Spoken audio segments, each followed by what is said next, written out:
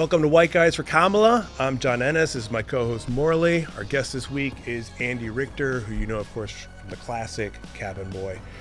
He also has a podcast, Three Questions with Andy Richter, and he's on Sirius XM. Sirius XM. We're here to talk about the Kamala Harris campaign, as well as issues that affect men and ways that we can probably help them be better men.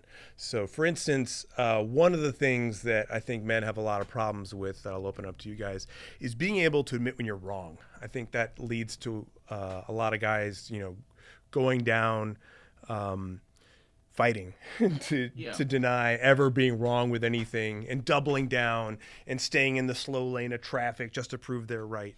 And I think that, for me, admitting that you're wrong is a step to getting right. So it's like a quicker way towards getting that past that and not having to defend anything anymore. And it's also just a general embracing of truthfulness, because no one can be right all the time.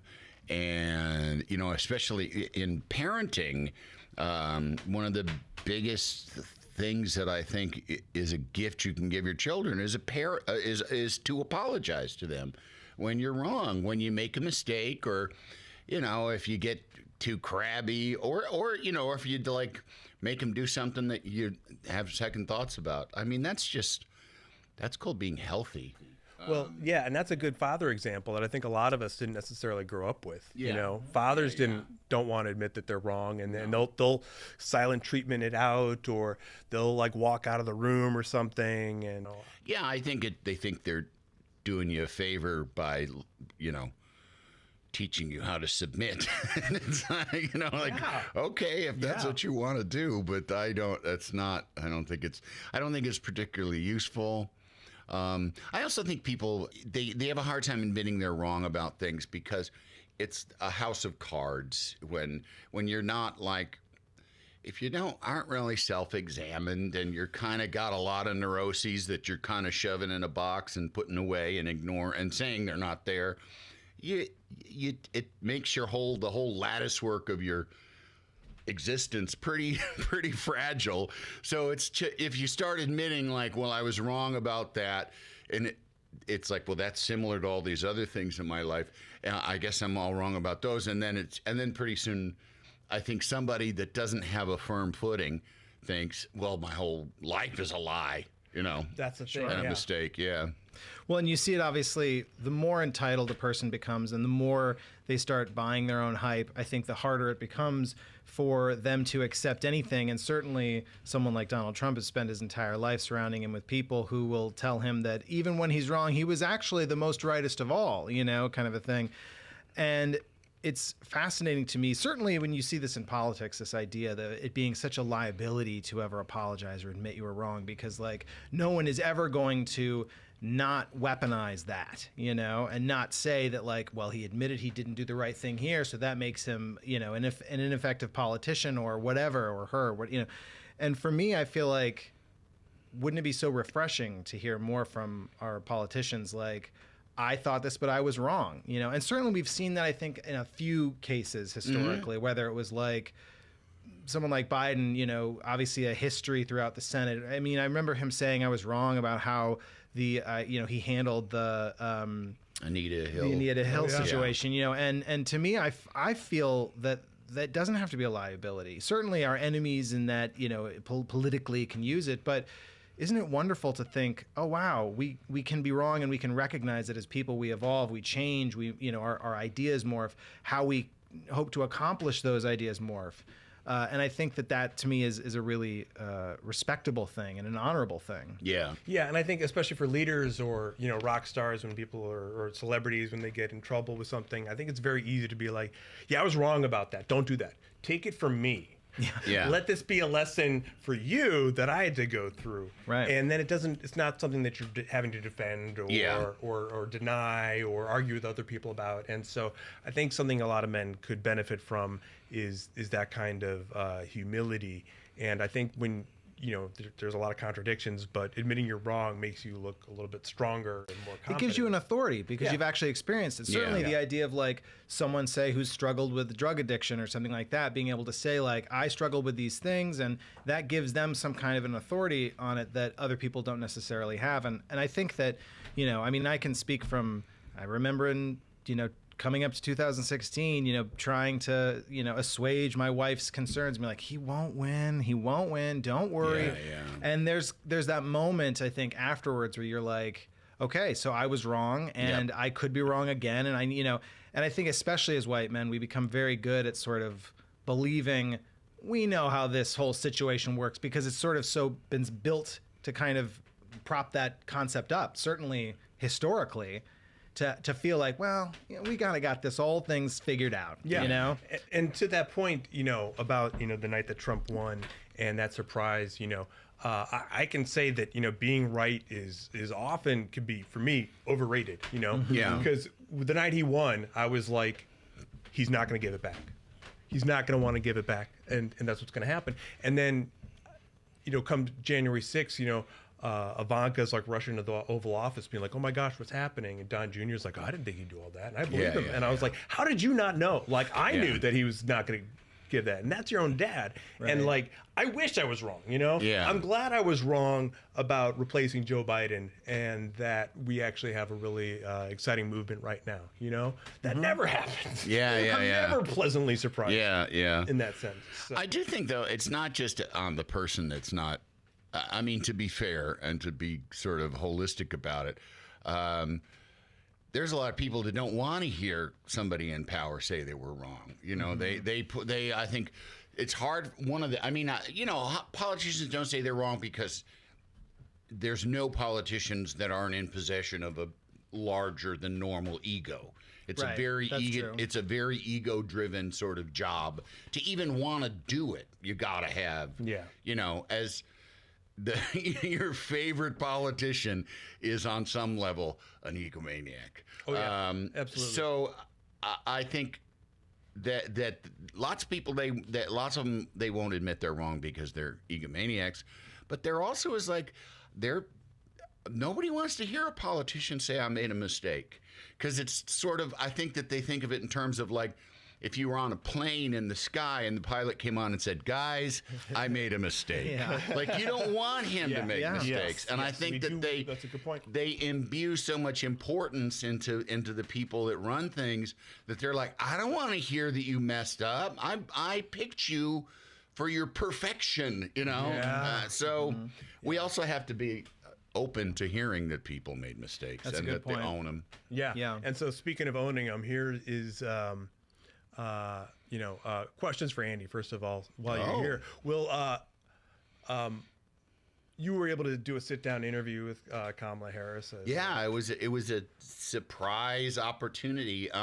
It was at the UCB. It was when she was running for president, and then to just hung out with her for probably an hour before the show, just me and like, somebody that I don't even know if it was like her body person, like her Gary from Veep, or if it was just like a woman that kind of like was because it was very casual, and she was just fun, and we talked about cooking a lot, She loves to cook. She loves to cook and gets passionate about it. And I just saw the other day a clip of her sitting in a close-up sort of like talking head kind of set, and she's telling somebody, like, first you have to really coat it in the salt. And somebody goes, we're ready. And she goes, just 1 minute.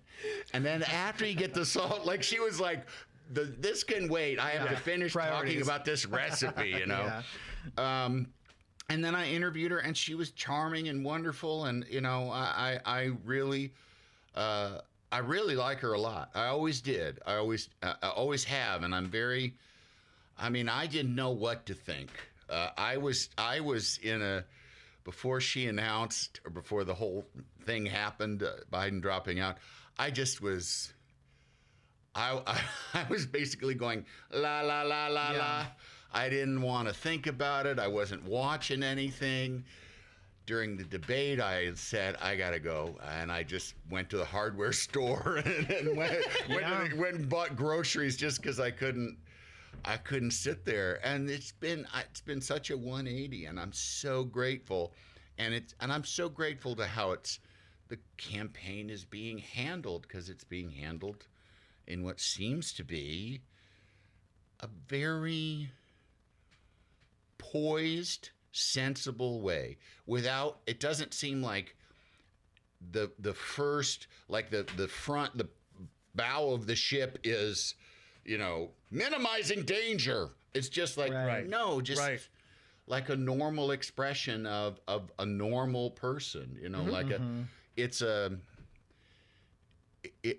just the personality of the whole campaign has been very self-assured, and it's really nice. Yeah. Do you think, because, especially as someone who's interviewed her, do you think that, I've been reading a lot about how important vibe is for this campaign, and that they're really trying to put out like a vibe that it will, bring people back, or certainly bring, like just get people energized and not being so negative. And, and for me, I feel like I'm constantly in this struggle with the difference between, like when it was announced and everyone was sort of rallying behind her. I had a guy, ask me, he's like, what do you like about her? And I was like, and I listed all the things that I liked about her. Among them, I listed, oh, well, I like that, she's a really good communicator. I think she's a very solid communicator. And so much of, this position is about optics. That's why you can have a person who has zero political experience like Donald Trump win the position, because optically people just liked him. They liked his vibe. They liked that strongman thing he gave off,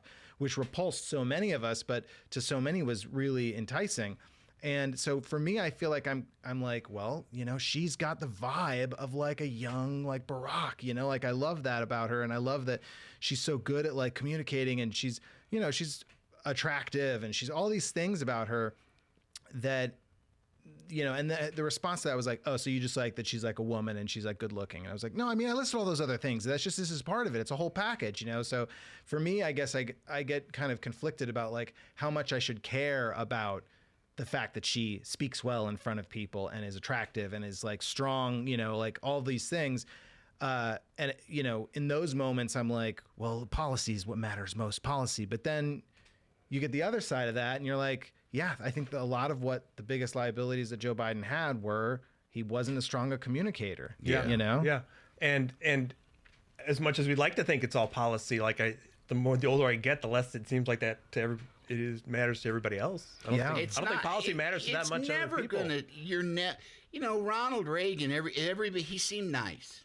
People liked him. Folksy. That was, nobody else. Bob Dole couldn't have pulled off Ronald Reagan because he just doesn't have. And Trump, I don't get it. I mean, I can see him if he didn't have like a severe personality disorder. Like, he could be funny. Like, there's stuff that he does that is just bananas. Like, nobody in the world would say that or would make that connection, and in front of an arena full of people. Right. Like, there's stuff he does that's just crazy, but people respond to him. He has a bully vibe. He's like the popular bully. Yeah. And there's certain kind of people that respond to that.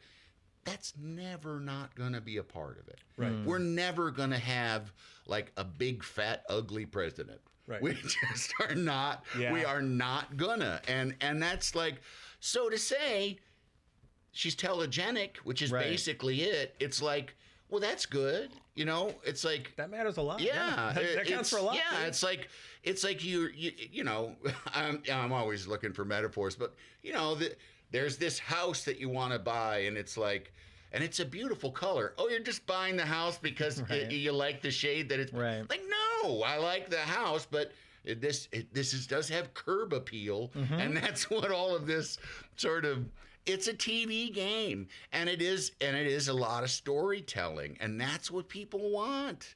And they kind of always have, but TV just made it more show busy, you know. Right. Well, now the internet. Yeah. To that point, I met Donald Trump once. Yeah. And talking about him being funny, my girlfriend at the time and I were at Balthazar's. We were doing a photo shoot for her mother, and so we're there at a table, and she's got this camera set up, and we reserved it ahead of time. And so we show up, and who happens to be sitting next to me but Donald Trump? And I looked into this big bird nest of hair, and he turns around, and we say, "Oh, hope you don't mind the photo shoot we're doing." And he says, "No, I wish it was for me." Like, of course you can see him saying that. And we all laugh, ha ha ha ha ha, and we go about it and stuff like that. But like in that context, sure. Yeah. You don't take him as a threat. Yeah, no. You don't think of him as bought up by the Russian mob. No. And also pretty much every politician that I've ever met from being on a talk show is charming. Bob Dole was on the show. He was charming. He was funny. He was charming. He was funny. And he's kind of a mean old man, and I didn't agree with him on any policy, but he was funny, and he was fun to talk to, and he was friendly in a gruff kind of, grumpy old man kind of way. But yeah, it's like, and then when you're around him, you're like, oh, okay, yeah, I get it. That's why. Yeah. George W. Bush, like, if you ever saw footage of him running, there's a documentary, Journeys with George, and like totally likable guy, works the room. Yeah. Always had that going for him. And so you see that difference from the guy who was always falling over his words during speeches and stuff like that. And that's what really matters. So. Well, I think you also see too, and maybe this election we're seeing this even more than the last one, that it's not even necessarily about Donald Trump in the sense that the true sort of like frightening element are the people around him, like the Project 2025 situation, where it's like, oh, well, that's not even Donald Trump. That's, it's like, yeah, but how many of the people from his administration are involved in that, A number. Yeah. And so it becomes a thing where it's like, even beyond the idea of like, don't worry so much about Trump. He's just a clown. It's like, I don't know if I'm necessarily even that worried about Trump so much as I'm worried about all the people that he brings in that, were just the last people that said he was right about something. You worry about Trump. Worry about Trump because that you're worrying. I mean, it's the same thing like when I would tell myself when it really, when I really started to get concerned about President Biden's age and just his ability to do what it would take to win the presidency again. And I would think, like, I hope people see they're not necessarily voting for a person, they're voting for an administration. Right. They're voting for an executive force, Right. And that's it's the same thing with Trump. Like, don't say like, oh, he's a benign clown. Like, no, he took abortion away from people. Yeah. People died in COVID because of him, because he was more concerned about the stock prices, about the stock market than he was about amping up production for things, And I think this is also another good time. And I try to, it's important, I think, that we implement this always with this show, that so many of these things don't even necessarily affect us as white men, that we need to be conscious of the fact that some of these things that scare the world, it's very easy for us to be like, we'll be fine. Things will work out. It'll be fine. Because it's like at the end of the day, there's a lot of, whether it's, minorities or just other people that are affected, and, certainly women and people of color and all these things.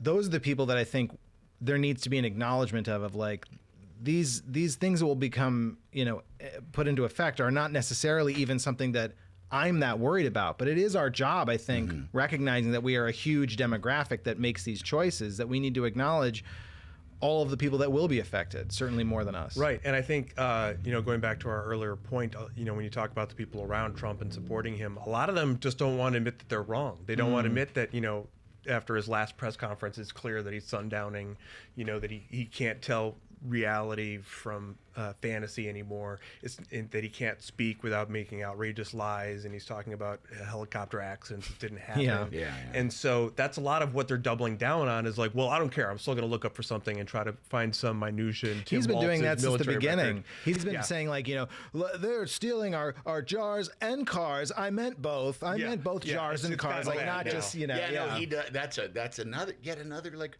really hilarious thing that he would do. Like I just remember there was one where he was introducing like a soldier, and he, and it's like his name is Banama, Banama, but a lot of people call him Banama, it's like, no, they don't. He just like. And I can't. Somebody wrote a great piece about it years ago, cataloging talk about inability to say you're wrong, like just flubbing something, and rather than starting over, going like, no, I meant that. That was right. And you've got a bunch of people walking back and saying, no, they do call me Bonham all the time. Just doing anything they can to make sure he's not wrong. And that's the thing is like. That is hilarious. That is hilarious. Like what? Yeah. Like if you put that in a script in a story of just like a bilious asshole, like what a good gimmick. It's so good. It's so funny, good. Of course, it's not funny at all, and it's terrifying. Yes, but I'm just saying. Absent of all the other shit, like, wow, that's a good gimmick, That is a good gimmick, too. Yeah. Doubling down on things down the line. Yeah. And it's symptomatic of he can't admit he's wrong about anything, even the most benign, silliest things. Yeah, misreading something. Yeah, absolutely. And just saying, excuse me, I meant this. He's got to say like this and this, both things, the made-up word and the correct word, So let's take a look at a couple clips from Kamala's campaign over the past week, and she was heckled at a couple speeches, and we're going to look at how she handled it and talk about it. So this first clip is from As we move our Detroit. nation forward, Donald Trump intends to take our nation backward. Just look at his Project 2025 agenda. Project 2025.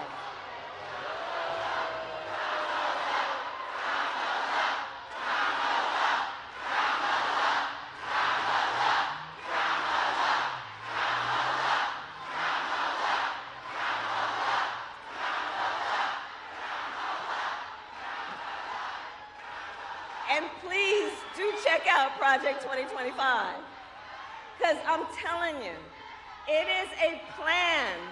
It is a plan to weaken America's middle class. Project 2025, if he is elected.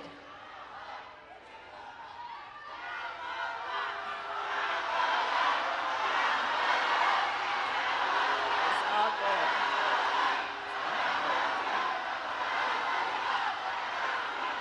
It's all good.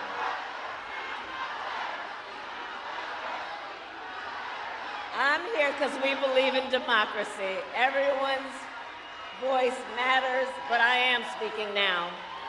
I am speaking now.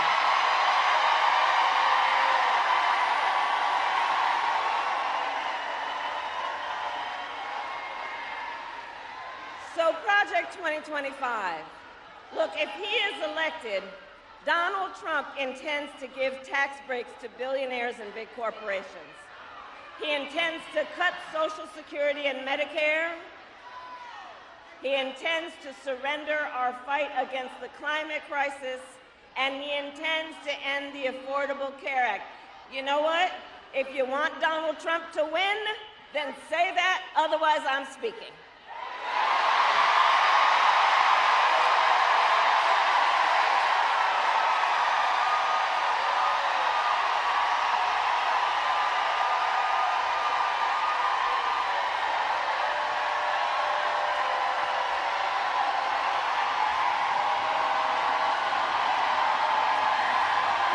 How do you think she handled that? Strong high school principal vibes, and I'm here for it. It's interesting comparing that obviously to the get them out of here, they belong in a stretcher, someone knock the hell out of them, or whatever Trump used to say when people would protest at his rallies. I don't know. I guess let me ask you this as a funny person. Dealing with hecklers is such a nuanced and such a difficult thing because the biggest thing obviously is,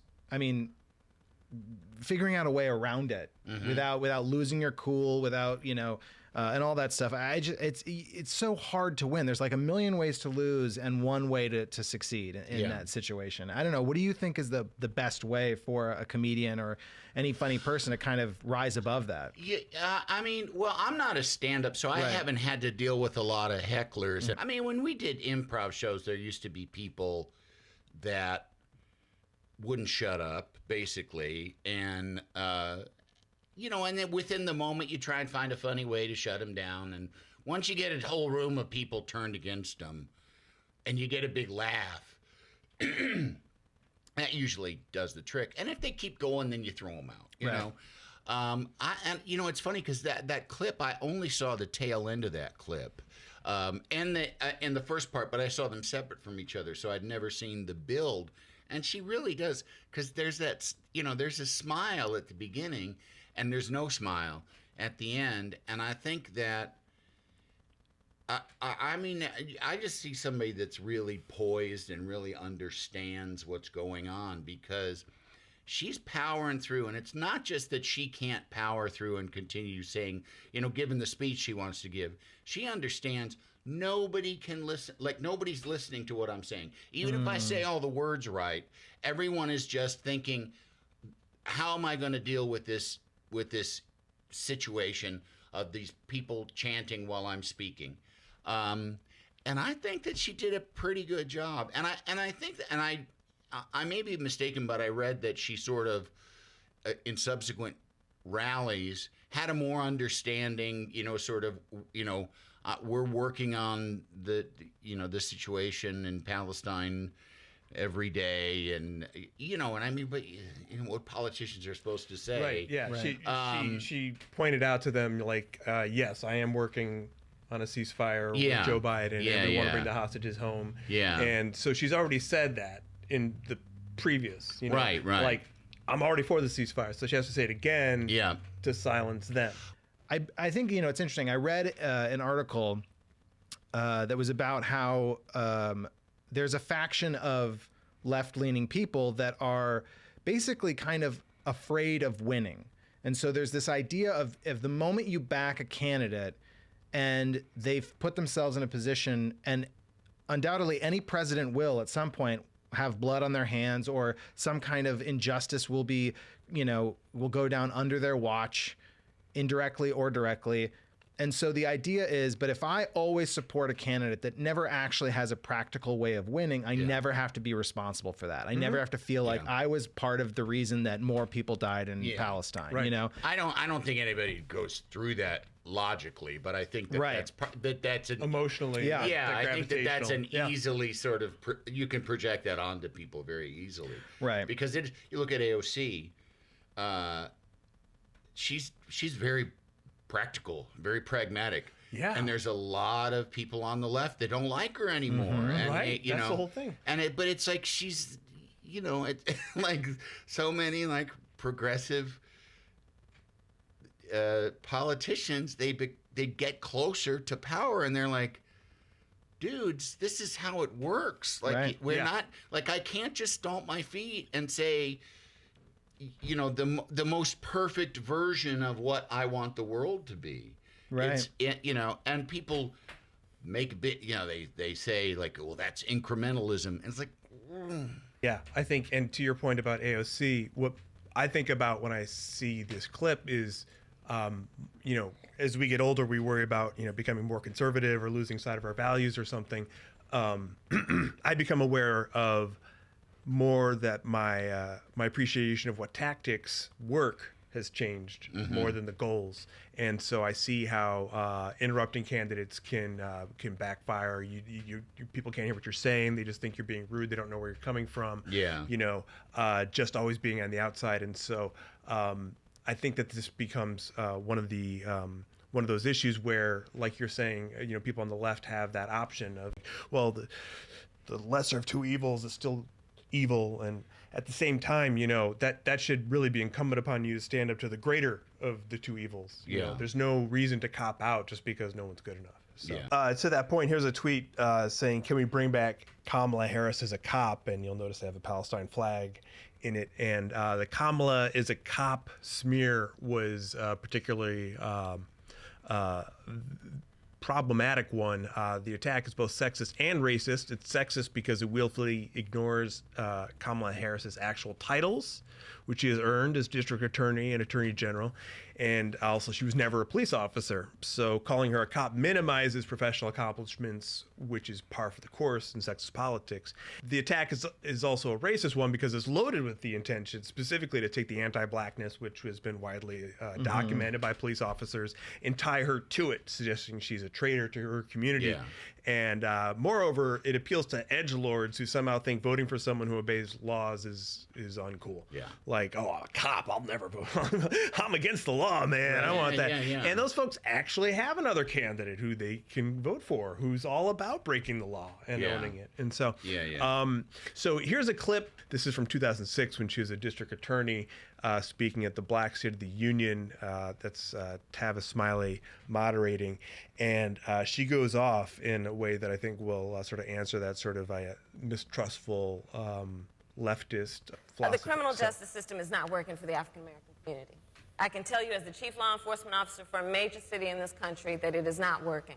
We see that in the statistics that you've outlined. 2 million people are in the prison system in this country. Over 40% are African American, in spite of the fact that we only constitute 13% of the general population. It's not working. It's not working when we recognize that African American men, the leading cause of their death is homicide. We are overly represented both as victims and as defendants and as witnesses. Our communities suffer because our babies hear the gunfire every night, so the 7-year-old has post-traumatic stress disorder and cannot go to school the next day and learn. The criminal justice system is not working for us. What I think we have failed to do as a community, however, is own this issue of law enforcement. We talk about these statistics in the context always of it is unfair, it's morally incorrect. Maybe we have learned that from the church. It is morally incorrect. But nobody cares about that. You can look at Katrina. Nobody cares about the fact that we've got a bunch of young black and brown men in prison. That argument is not working. What I suggest we do as African Americans is own this issue in law enforcement and then define it in the way that works for us. Because it is a myth to say that African Americans don't want law enforcement. We do. We want our grandmothers to be able to walk to church and be safe. We want our babies to be able to walk to the park and be safe. What we don't want is racial profiling.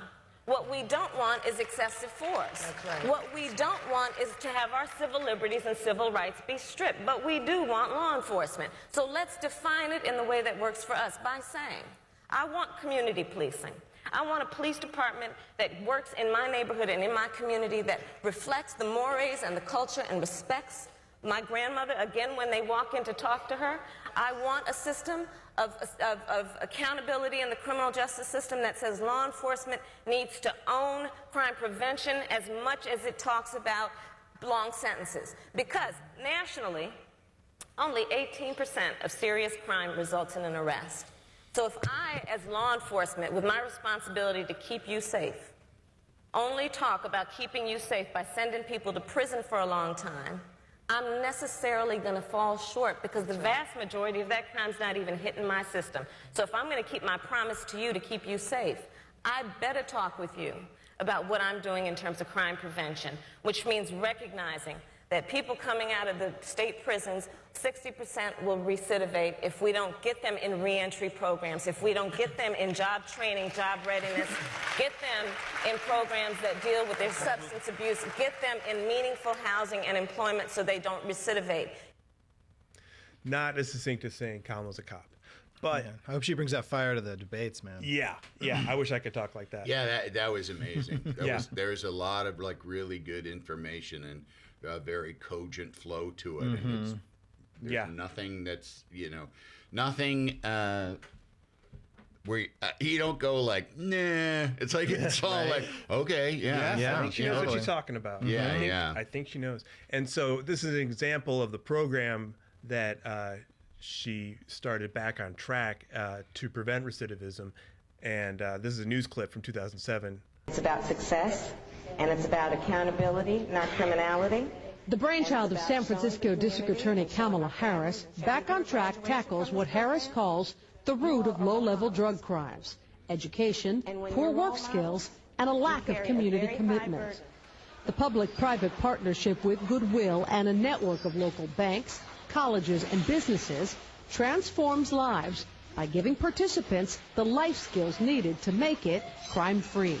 Everyone in Back on Track is either full-time in school, full-time employed, or a combination. And what they're required to do is to meet all of the steps that we create to allow them to be productive and, therefore decrease the likelihood of them reoffending. That means monthly training meetings on health care, finances, parenting, and above all, personal responsibility. We fundamentally believe in this notion of a shared responsibility. We fundamentally believe that work can be transformative, okay? Work can be transformative, as is community service. So that's essential to Back on Track, is this notion of get them in a work-based experience, highly structured with a lot of support, and also get them back in the community, giving back. Deborah Alvarez-Rodriguez, president and CEO of Goodwill, works closely with business leaders to place Back on Track participants with good-paying full-time jobs. Opportunities, she says, keep offenders on the straight and narrow. Both the DA's office and Goodwill are adamant that Back on Track is not a social program, but rather a crime prevention program. They say that investing in re-entry is both being smart on crime and also fiscally efficient, and they point to the numbers. Prosecuting a felony costs $10,000. Housing an inmate in the county jail, another $35,000 a year. But the cost of Back on Track? Just $5,000 per participant. And you've completed your community service, I understand. Regular appearances before a judge remind participants that a jail sentence is just an infraction away. And success? Dependent on 12 months of hard work and at least 120 hours of community service. Part of it is a re-socialization of these kids who feel they're outcasts, that they don't have a place in society. And it's just so satisfying when they graduate and you see them go away, and at least the last image you have of them is they are back on track. Yeah. So that's sort of what being smart on crime is about. One of the claims that she had to face was that she had jailed parents over truancy, and that was not true.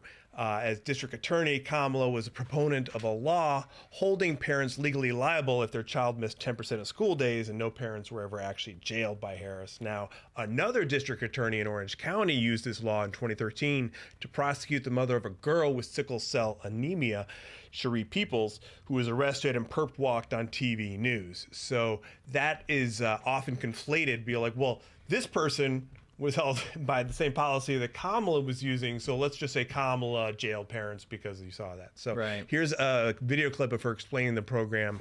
Joining us to explain how truancy impacts the entire family is San Francisco District Attorney Kamala Harris. It is great to have you with us. What an honor to be here. Thank you. It's wonderful to be here. Thank you.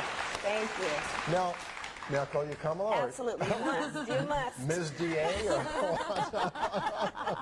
Let's define truancy. It must mean more than just missing a few days from school. Absolutely right. We are not talking about hooky and playing hooky, and frankly, we all did, okay? What we're talking about is chronic school absenteeism, and the focus for me really has been the elementary and middle school students. We're talking about children, very young children, who have missed up to 50, 60 days of a 180-day school year. Wow. A very, very real issue, and something much more than just the occasional lapse. And we're talking, by the way, about unexcused absences. Right, right. So do their parents even know that they're missing so much school? Well, when you're talking about a 7- and 8-year-old, I would think yes. My gosh, now, if you're talking about that many days being missed from school, how many kids are we talking about here? What percentage of the total school population? I'm glad you asked. So last year in the San Francisco public school system, we had over 5,500 students who are designated as habitually and chronically truant, and of that number, 2,400 are elementary school students. Oh my gosh, so how is it that the parents are allowing this to happen? Or what's going on here? Well, I think to some extent there is some level of neglect, but here's the thing. The most important issue for me really is that we get these kids into school. The goal is not to prosecute parents, it's to get these children to go to school. Right. And you know, I'll share with you that my first grade teacher, Mrs. Frances Wilson, attended my law school graduation. And I know that the benefit that a public education and an education gives is the difference between having a life that is at least productive, if not successful, or a life that causes one to end up being a victim of crime or behind bars. Nationally, 75% of criminals in the criminal justice system have been habitually or chronically truant. I did an assessment of the homicide victims in San Francisco over the last 5 years who were under the age of 25 when they were killed. 94% high school dropouts. Wow. There's a direct connection between education and crime. I love hearing all this stuff. Yeah, you know? yeah, Totally. yeah. She's really on point. Yeah. So this week in Men Making Men Look Bad, here's a clip from J.D. Vance that ProPublica unearthed, speaking to a young conservative foundation, and he talks about how much he takes in stock of Alex Jones versus Rachel Maddow. If you listen to Rachel Maddow every night, the basic worldview that you have is that, like, MAGA grandmas who have family dinners on Sunday and bake apple pies for their family are about to start a violent insurrection against this country. But if you listen to Alex Jones every day, you would believe that a transnational financial elite controls things in our country, that they hate our society, and oh, by the way, a lot of them are probably sex perverts too. Sorry, ladies and gentlemen, that's actually a hell of a lot more true than Rachel Maddow's view of society. But then the second criticism that I get is, well, he's a crazy conspiracist, right? He doesn't believe that 9/11 actually happened, or he believed 9/11 was an inside job. And look, I understand this desire to not be called terrible names. It's like, yeah, okay, this person believes crazy things, but I bet if you're being honest with yourself, every single person in this room believes at least something that's a little crazy, right?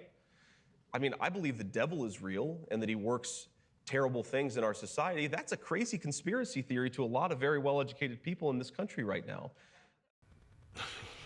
Yikes. It's just so much bullshit. I mean, he really owns it. So much he pushes bullshit. it. Yeah. Yeah, like, because Rachel Maddow is not saying that grandmas are going to start a that's violent true. insurrection. That's just not true. No.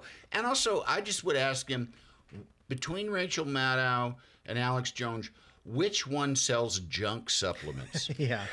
You know, like that should be an indicator. Yeah, Totally. exactly. And just to point out that, Rachel Maddow doesn't owe anyone $1.5 billion for spreading mistruths and conspiracy theories and attacking people. Yeah, the guy said that Sandy Hook was fake. And doubled down and tripled Fuck down him. and went Fuck all over him. it. Fuck him for the rest of time. That's right. And also, I'd just like to point out that, if you see that picture of him, he's younger than I am. Okay, Wow. this is a he guy really? selling Wow. supplements. Yeah. Okay, Yeah. I don't think those supplements are doing a very good job. Yeah, And if yeah. you're buying supplements from him, and this is why he was doing it, is because every time he said crazy stuff, the supplements kept selling, and that's all it really was. And it's, And that's where he makes his money. yeah, that's where he made his money, Yeah, and that's what was, and that's what's so sad. So another example of this week in Men Making Men Look Bad, I'll just show this headline, is Andy Ogles, a GOP lawmaker who moves to impeach Kamala Harris over the border crisis because he said she needed to be held accountable. So he's going to introduce articles to impeach her. And a week later, his home was raided by the FBI, and they confiscated his cell phone because of campaign finance laws. I just, they don't have to make it so obvious. It's always the bigger hypocritical ones that are just, swinging for the bleachers. Yeah. Right. The philosopher Taylor Swift put it well when she said that trash takes itself out every single time. And that continues to be true.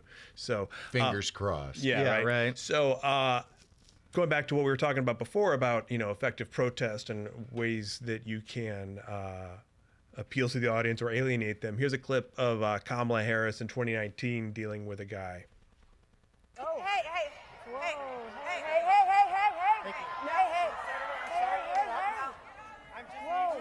Hi. Wait a minute, sir. Asking for your attention to a much bigger idea. Thank you so much, sir, for your big idea. But we want to make sure that we are able to get through this. So don't be that guy. Yeah. And I know that especially if you have a cause and you want to speak out and you don't necessarily respect politicians and you feel outside, it's important to notice when you're a white man speaking over a black woman. Right. A number of black women. Karine Jean-Pierre's there. Karine Jean-Pierre she put herself in between. She's doing right. She's little. Yeah. It is interesting to see how ineffective that way of protesting is. You know, we didn't hear what he was saying. All we saw was him grabbing the mic, making it about him in some way, turning it into chaos that is not solving anything. You know. So no, there's a lot of very sort of performative displays. I mean, from all the way across the spectrum. Sure. There's a lot of people that are really. They're writing a movie and they're living it, and they're the stars, and you know. Well put, yeah. Yeah. Now, on a brighter note, White Dude of the Week, Tim Walz. Believe it or not, it's only been a week since he was nominated, which is crazy. To be that vice president. That is pretty crazy. That's wild. Yeah. So, some of the bona fides that he offers is 24 years in the Army National Guard. He was actually in a yearbook as the most inspiring high school teacher, which says a lot. He coached high school football and won state championship. And if you ever watch Friday Night Lights, you know how inspiring and awesome that is. He had 10 years in Congress, and he was also a hunter that supports gun control, which is, you know, it seems like the most, to me, that was the most important issue as fighting gun violence. And I think he's a great example for men because he's like Doug Emhoff. He has no problem giving it up to Kamala and making her look good. Absolutely. And just that list right there, that's like that to me just tells me a very involved person that's devoted to service. Yeah. And that is important. So thank you very much. This is our show.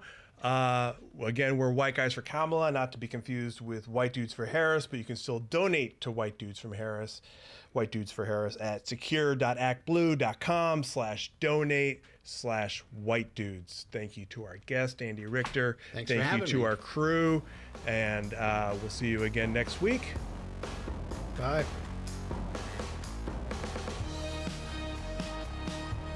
This episode was recorded at Green Lab Studios in Los Angeles, California. Our engineers were Paul Roman, Daniel Amato, and Owen Stinsmullen.